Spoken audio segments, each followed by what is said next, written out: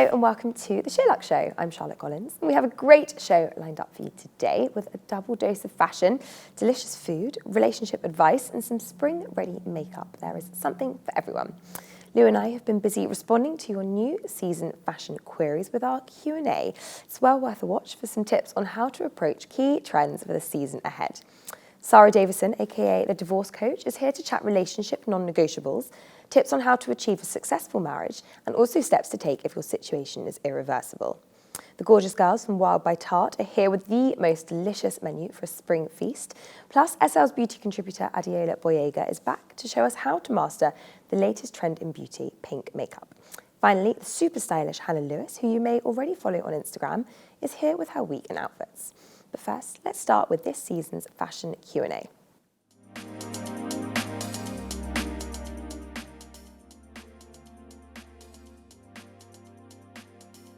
Oh, that I have product there. My number one spring summer essential has to be a trench. A linen shirt is my absolute essential. I have been on the hunt for the perfect style for a really long time and I found this one from Object. I love a really oversized top half. I also go a bit more colourful at this time of year. As you can see, I've got my kind of sherbet array. I love with nothing underneath. We talk about them at SheerLuxe all the time, but they really do some of the best boyfriend shirts, like this pink one and like this striped one too. And then I also have something a little bit different. This is from Sleeper, there are matching shorts. I went for a much longer style because I think that feels a little bit more modern. And as we say, with all sort of jackets and tops, go oversized. I think it's the perfect silhouette for spring, summer.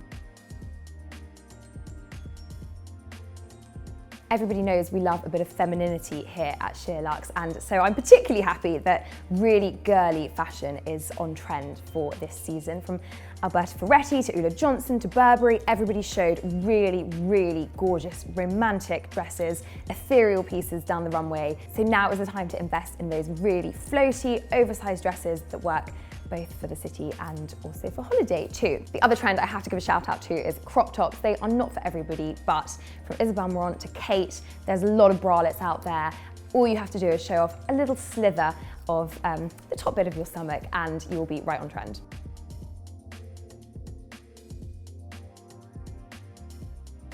So this is going to be different for everyone depending on your style, but I'm going to go through a couple of base pieces that you can then build your wardrobe around. So obviously I've already mentioned the trench, that would be my number one. Another lightweight layer is a blazer. This one is from Isabel Marant. It's got some really lovely subtle tones through the lightweight tweed on this, so I think it's going to add a tiny bit of colour into your wardrobe. A statement blouse. This one is from C New York, but look at the incredible exaggerated collar on this. This will kind of really lead your outfit and you don't need to worry so much about the rest. Another key piece would be a fabulous dress. This one is from Luke von Seeger. It is just the most beautiful, pretty shape that I have seen in a long while. I love this square neckline, this sort of prairie trend. Again, you're going to see a lot of in spring and through into summer. Obviously, jeans are essential for me all year round, but another trouser I love this time of year is a loose tailored pant. These ones are from Zara. They came with a matching blazer. Massimo Dutti is great for a trouser like this. If you're looking for something a little bit more tailored, great with flats, great with trainers. If you are just looking to sort of amplify your casual day wear with something a little bit smarter that's still chic and cool. Then finally, we talk a lot about our love of boyfriend shirts at SheerLuxe. This one is from Yate. I love the really bold stripes in this. It comes in a red and a green. It sells out quickly, so you have to act fast. This is a great statement spring piece. Clever layering, and jackets in particular come into their own at this time of year. Isabel Marant, obviously we talk about them all the time, but they've got some gorgeous purples and paisleys and really exciting pieces. NYC is another brand that we are obsessed with at SheerLuxe. Lou and I are both massive fans, and they've also got these amazing quilted, colourful jackets which will make anything look more exciting.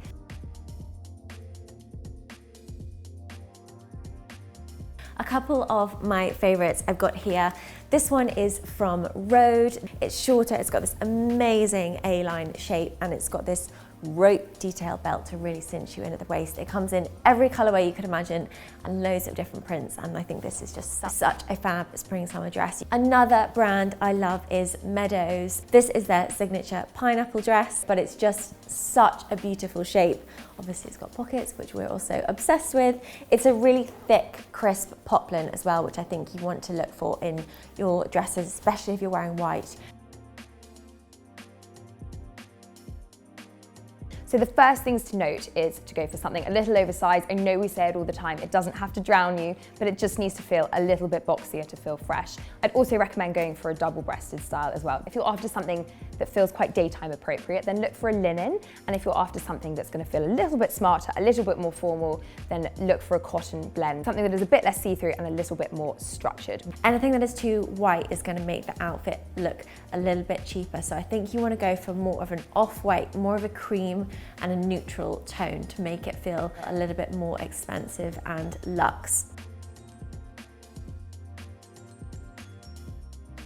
In order to keep black feeling spring-summer appropriate, you just need to go for the right fabrics. So whether that's a 100% cotton or whether that's linen, just keep it feeling light and summery. I've chosen this dress by CNYC. I've had this amazing long black dress with espadrilles to play on that spring-summer feel. I could add a basket tote too, and then just chuck on a trench or a shacket to make it feel more city appropriate, and shed that when it comes to holiday.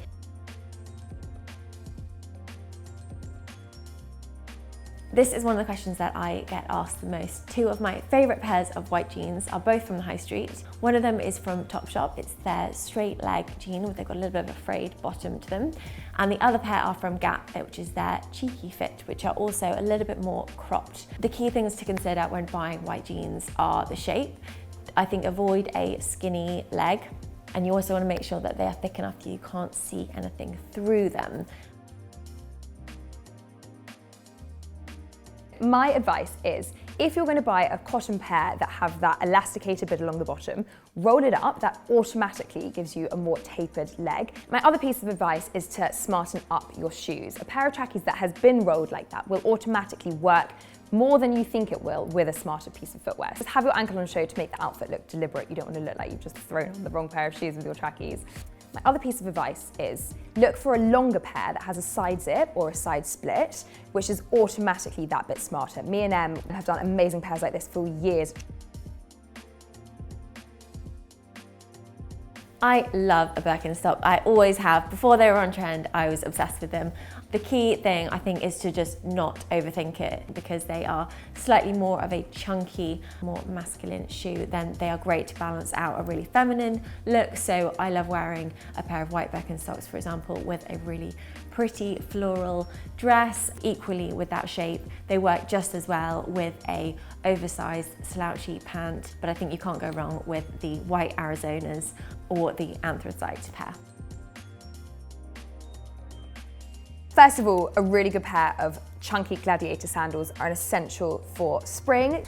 Take a pair like this, add them to your trench, your jeans, your hoodie, and a basket bag as well, and everything will feel much more fresh and up to date. These amazing studded sandals from Isabel Marant. They're very much the Birkenstock shape, but with this studded detail on them, which makes them that a little bit more on trend and fashionable. I absolutely love these, and these are currently on my spring wish list. Another open toe pair that will work really hard for you in spring is a little pair of kitten heels like this. These are from Senso, they're an Aussie brand. You can wear them out for dinner, you can wear them out for brunch, but they feel really contemporary, really on trend, and will make any look feel that bit fresher too. A really comfy pair of white leather flats. There are loads around like this. If you want something a little bit more modern than your traditional ballet flat, then something like this, where it comes up a little bit higher on your foot, is going to feel a little bit more modern, and again, super easy to wear with everything in your wardrobe. A spring boot is also an essential. Pretty much everybody in the SheerLuxe office has a pair of the Bash Caitlin styles. That's because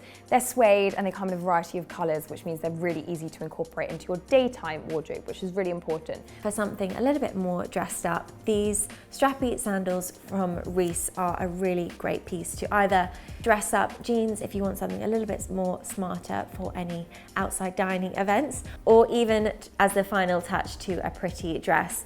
These are a really easy heel to wear, kind of a little bit more like a kitten heel, and in a cream, so again, they're gonna go with everything in your wardrobe. So my favourites include one from a brand called Bohemia Design. It's this really cool oversized round shape, and they have done it for years. Dalesford as well are an unexpected destination for great bags. I got a really good raffia style one there last year. It says beach across the front in bold colours, which is really fun. And then there's Mun as well, which if you're looking to invest a little bit more, is a really great label to know. Their bags are made really, really well, and they do that kind of small little picnic basket style. They do loads of round creative ones as well. It's just great for something a little bit different. And if you are in the market for a new straw bag, we rounded up our favourites on SheerLuxe last week, so we will put the link in the show notes below. We have spoken a lot on SheerLuxe about the Monsieur Gabriel Cloud bag. This is their new tulip bag, which I absolutely love. The shape of this is just heaven. This is another one on my spring wish list. This little bad boy is from Wandler, who have been around for a number of years. I absolutely love this. It's obviously a bit of a trend piece with this gold chain, but also I think it really is a classic, and I just think it's super elegant and will go with basically everything day to night. Then another smaller one in line with the trend of micro bags is this from Good. Good, I think I'm pronouncing it correctly. I just love everything about this. It's so compact. It's kind of got this like architectural detail on it. It also comes with a strap as well if you wanted to wear that. But I think this is a really great handbag for around the city, and also a fab occasion handbag if you want to make a bit more of a statement.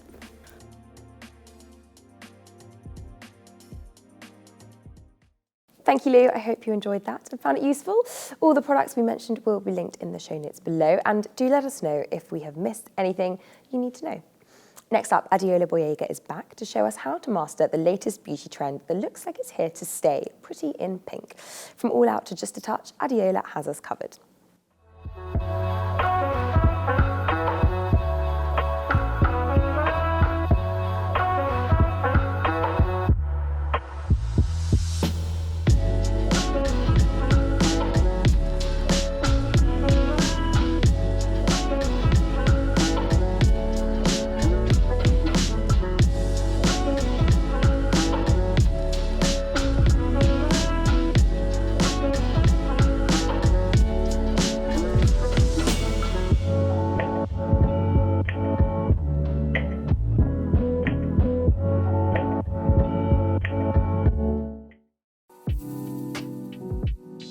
Hi guys, Adeola Gboyega here, beauty contributor for SheerLuxe.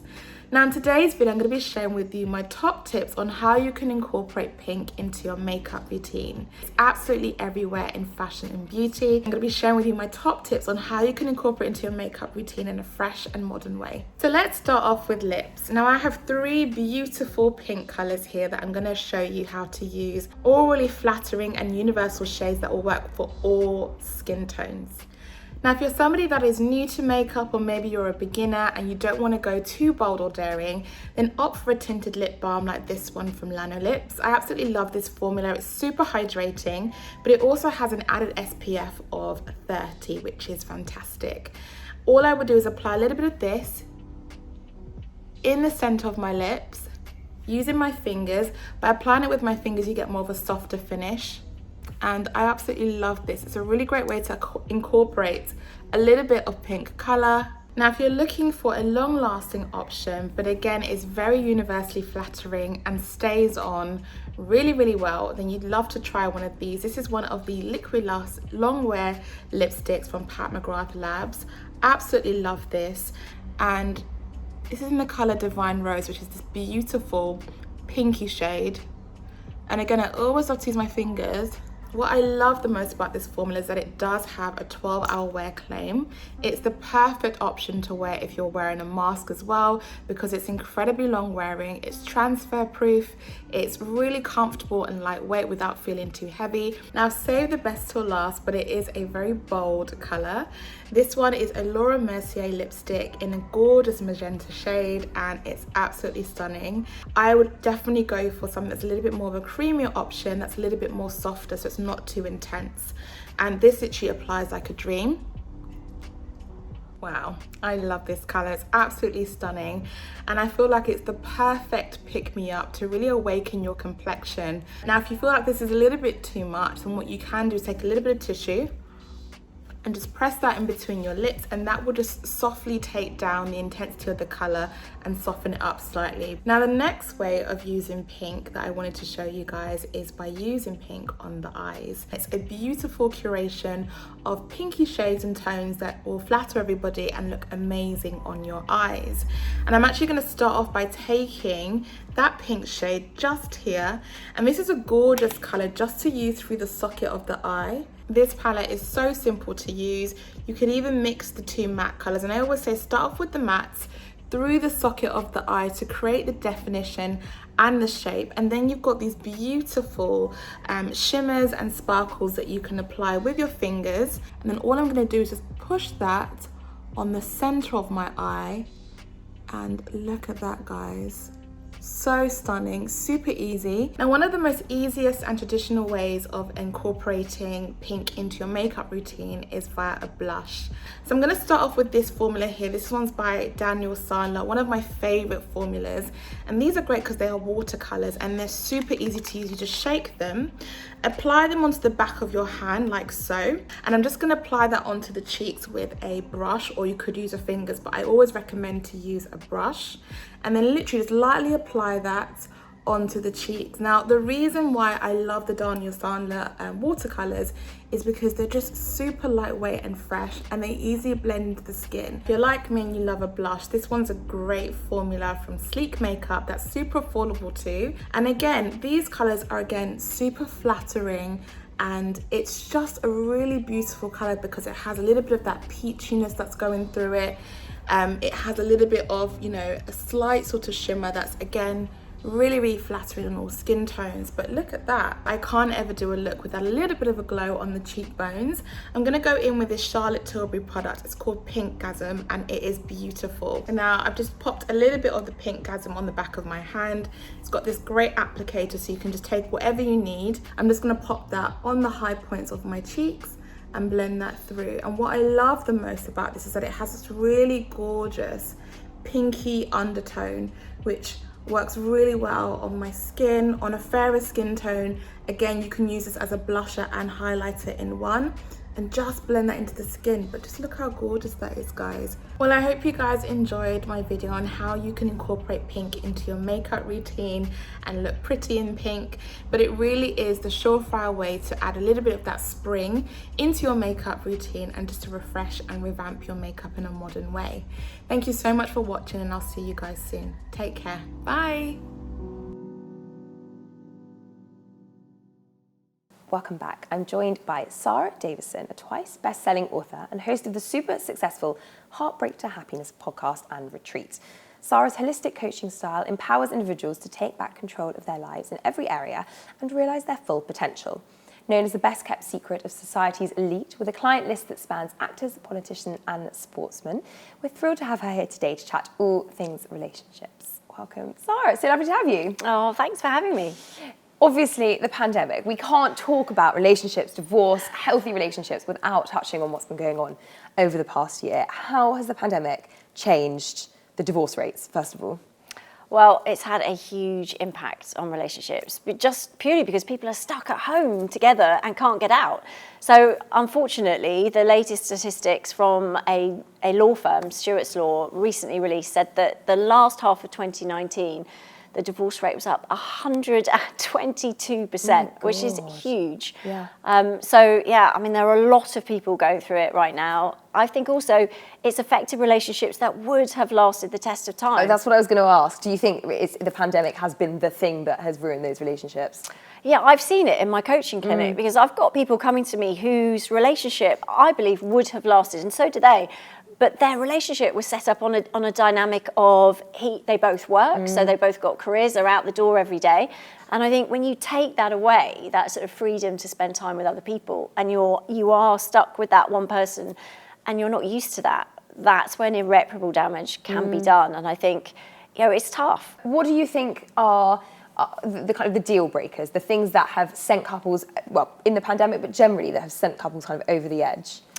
Well, I think there's been so many things. I think the pandemic has introduced another layer of anxiety and stress for everybody. So we're already living with that as an increased situation at home where tensions are going to be high. So even with good relationships, that's putting pressure on. If you adding that pressure in where there have been tensions in the past and the foundations are rocky, this is just going to blow the doors off that, unfortunately. So unresolved issues at home that have been left to fester with this anxiety, especially financial pressures, people losing their jobs, people not being able to work, managing the homeschooling, I know was a massive thing for so many people. I think all those pressures are really just going to be enough for amicable relationships to put them under pressure, let alone people who are having problems. So I think that has been a real factor. And also, the pandemic makes your world so small, doesn't it? If you're isolating or you're in lockdown, everything feels like such a big deal, where it otherwise just completely wouldn't, Yeah, I mean, I just think everything is slightly blown out of proportion just because we're not used to living with that amount of tension and anxiety. Now, are we going to get ill and worrying about loved ones? Yeah. And also, being in one house with one person means that if we've got an issue or challenge, we're going to probably talk to them about it. But actually, and this is a really interesting concept about, it's called romantic realism, where is it okay to put all your issues on one person? Because if you think about it, we all have friends for different things, don't we? So we have a friend that will talk to you about work, a friend that will talk to you about kids, a friend who talk about relationships. But then your partner, if you're in the house with them all the time, becomes that one person for everything. Yeah. And I think that's unrealistic to put that pressure on one person. So you're not going to get the responses you always want from that person. They're not going to be able to emotionally support you, be the best lover, be the best parent, be your best friend, put up the shelves, take the rubbish out. You can't expect one person to do everything. If you are, just about to enter into a relationship or you're with somebody who you think might be the one, what are the important factors to consider? What do you think are the keys to a successful relationship? Well, what is important for you is it really essential to work out before you get into a relationship. So I think as human beings, we all know what we want from a partner. So, clients will say to me, oh, tall, dark, handsome, or short, blonde, blue eyes, whatever. We all know instinctively what we have chemistry with and who we're attracted to. But very rarely do we think, what do I need? So need is where we have to look back and learn the lessons from past relationships. So for example, if in the past you felt that your partner couldn't really talk about their emotions with you, then that might be something that's really important to you. If your partner in the past had lied to you or had cheated, then it's important that when you go forward, you're filtering out anyone that has any red flags of cheating or not being honest with you.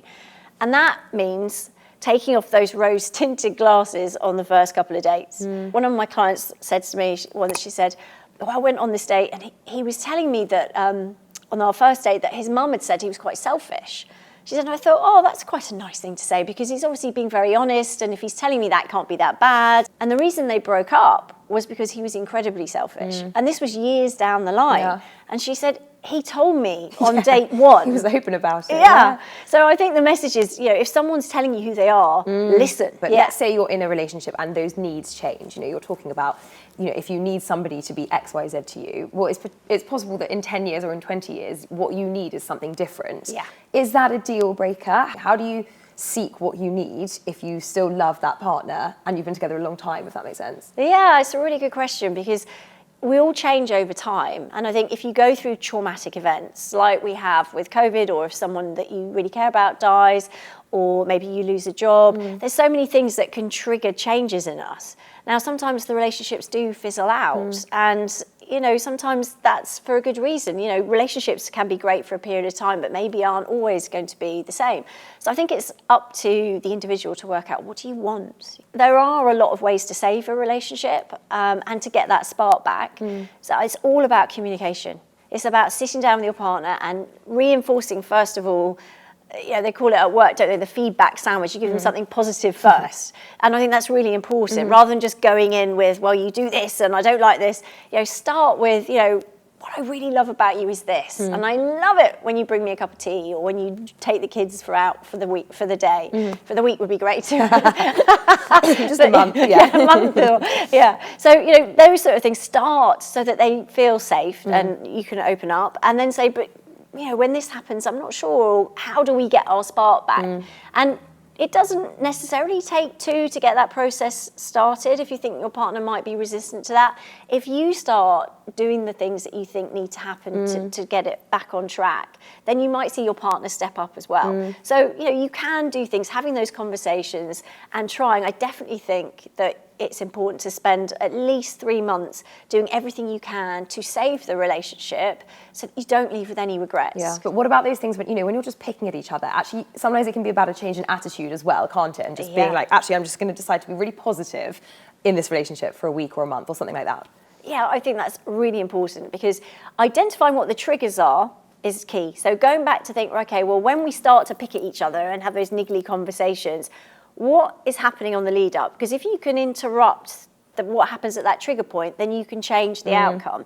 Now, if you do find you're getting into those situations, what can you do differently? Because obviously if you keep on doing the same things, you'll get the same results. And it might feel comfortable because you've been doing it for a long time and maybe you're into a pattern of responding to each other like that. So doing the unexpected can actually really work very well to dissolve some of that tension. So it could be just saying, I love you, out of the blue, when things start to get heated, or going up and giving them a hug or a little kiss on the cheek, or even distracting completely by going, oh, can you smell popcorn? And then all of a sudden, just deviating the conversation. Completely gone. Yeah. So, it's finding ways to not get into the same pattern, not get stuck into the same arguments, trying to change the way you're doing things, just to see if there is some hope there to We're all guilty of that, however happy a relationship is anyway, absolutely, aren't we? and it's normal. What are the things that you would really discourage people from doing, the day-to-day things or the bad habits that you think everybody should try to avoid in order to kind of have a happy, healthy relationship long term? Well, I think it's all about compromise. I think you've got to be thinking about the other person. So it's all very well making sure that you're okay, because obviously that's important too. But I think, when you're putting yourself first continuously, that can be tricky. And, I've got a client at the moment who's in a relationship and it really is falling apart. But her ex just wants to watch his program every night and she's feeling like she has to go along with it, but it's never vice versa. So I think being able to communicate about what's important for you is really key. I think, as we were talking about earlier, going to bed at different times every night can cause problems because you're not getting that intimacy. You're not going through that daily routine of talking about your day and brushing your teeth together or whatever it is that you do. You have your little routine. That keeps that intimacy alive. Yeah. I think if you start living separate lives, then that can go. And once it becomes a habit, once you haven't been intimate for a long period of time, it gets harder to reignite that. Yeah, it's so true. Okay, let's talk about the slightly less positive stuff. If your relationship has broken down, what do? You've tried everything, it's still not working, both kind of emotionally and practically. What are the steps you should be taking? Well, first of all, please don't panic. And, it's very normal to feel overwhelmed, devastated, sad, all those negative emotions. So just know it's normal. You're not alone. There are a lot of people that have been through it and are going through it. Okay, I think it's important. And just to have a faith that you will get through this. You might not know how at this stage, but just having the faith that you will get through it, things will get better.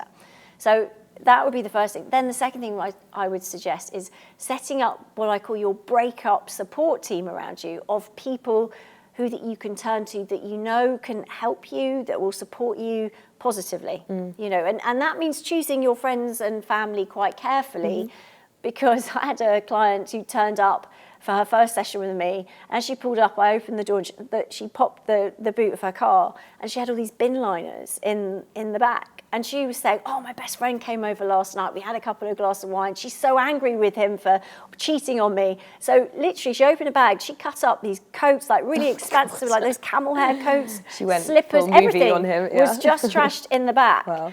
And, though that friend was her best friend and very well-meaning and loved her, but because she was so emotionally involved as well, that can be difficult. So really picking the friends that you go to for advice, for constructive advice that aren't necessarily going to have such negative consequences.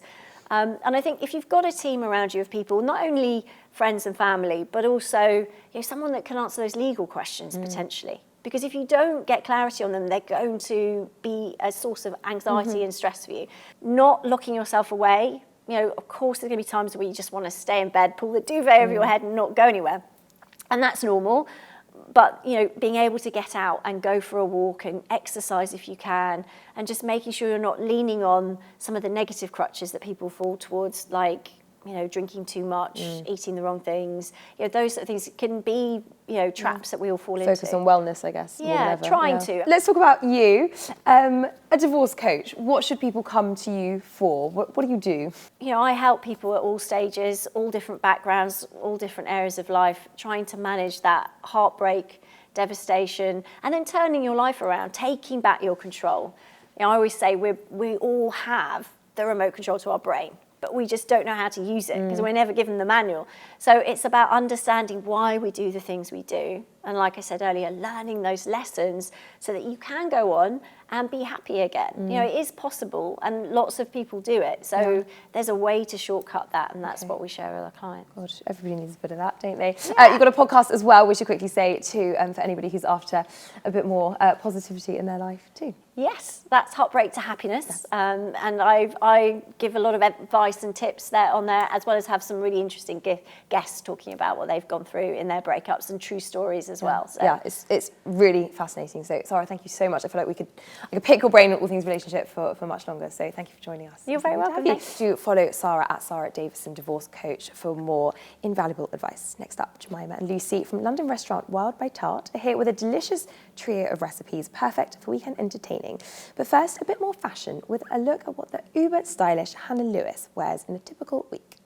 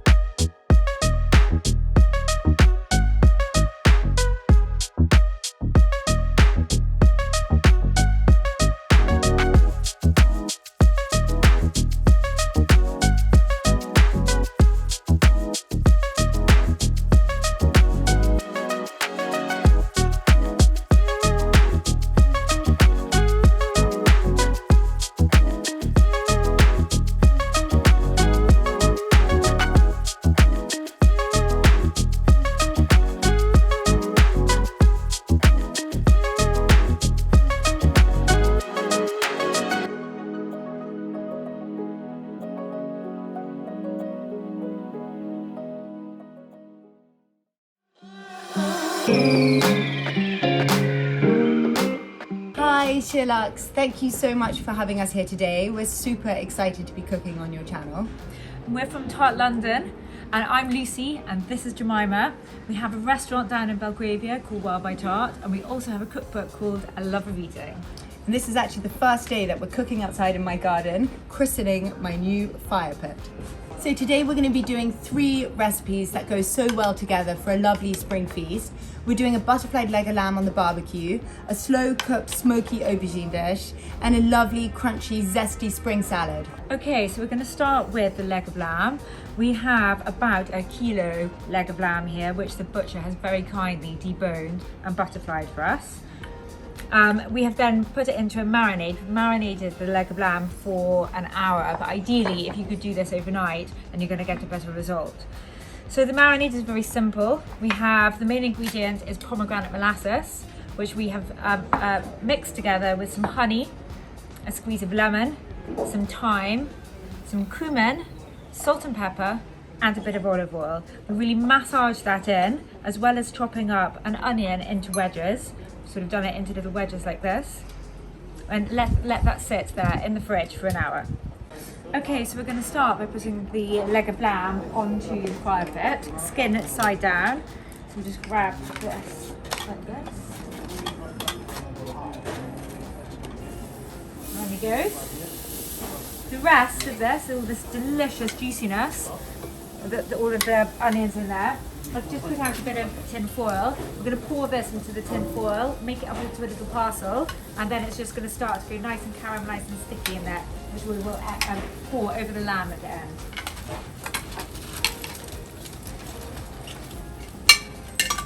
Now that the lamb is on, we've put our 2 aubergines on. We've pricked them all over just to make sure that they don't explode in our faces. We will then let them cook for about 45 minutes until they get nice and charred all over and get that delicious smoky flavour with them. So next up, we're going to make the yogurt and tahini dressing, which we're going to be spooning onto a plate, followed by the delicious smoky pulled aubergine, which will then get put on top. So first up, we have 200 mils of yogurt, which we're going to scrape into this bowl here, followed by 2 tablespoons of tahini. We're big fans of tahini. We like it in savoury and also sweet food too. And then next up is half a lemon, a good pinch of sea salt, followed by a little bit of pepper, and then we'll finish it with a garlic zested. So we bash all that garlic in, followed by 1 teaspoon of honey and a good glug of olive oil. And then we're going to mix that up. Okay, so now we're going to prepare the spring salad. We have asparagus, fennel, fresh peas. You could also use frozen peas. We have pea shoots, but also you could use any lettuce of your choice. And we have feta. So next up, onto the dressing. We are doing a dressing with very finely sliced shallots, which I'm going to put in there. Also 1 red chili, which of course is optional, but we really love it. It's also so nice to have that pop of colour of red with all the green, and also nice to just have that little bite, which we love so much. And then we're going to put a nice swig, probably about a tablespoon, of apple cider vinegar in, followed by a big pinch of fennel seeds, a big pinch of cumin seeds, and also one of our favorites for salad, some nigella seeds, again a big pinch of that, followed by a teaspoon, maybe half a teaspoon of honey, like so, and a nice little glug of olive oil. Try and get a good quality olive oil, really makes the difference. An extra virgin olive oil, a big pinch of sea salt, and some black pepper. Okay, for this salad, we are going to grill some of the asparagus onto our fire pit barbecue. But you could also do this just by blanching them, or you could do them over a griddle pan, or what we also like doing is with a peeler is finely slicing them, so you get nice long julienne pieces of asparagus. But this is going to griddle on here now for the next 3 to kind of 5 minutes till they're nice and charred. So for the peas, we've decided to actually leave raw because they're really, really sweet and delicious. But it's still very early season, and so if the peas are not quite there, then just give them a very quick blanch for about 30 seconds and you're good to go. Then for the fennel, we are going to serve this raw as well. And so you want to have them as thinly sliced as possible to give it that delicious fresh crunch. And so for that, we're going to do ours on the mandolin. Once you have sliced your fennel, we're then going to put it into some lemony water just to keep it nice and fresh until serving. Okay, so next up, after we've taken the asparagus off the barbecue, we're just going to slice it like this on the diagonal. We've kept them so they're nice and crunchy inside, so they're still a bit on the al dente side. Okay, so next up, we're going to assemble the salad. So we are going to put in our asparagus, which has cooled down, and put that all into there. Our lovely fresh peas, tossing that through, and then our shaved fennel,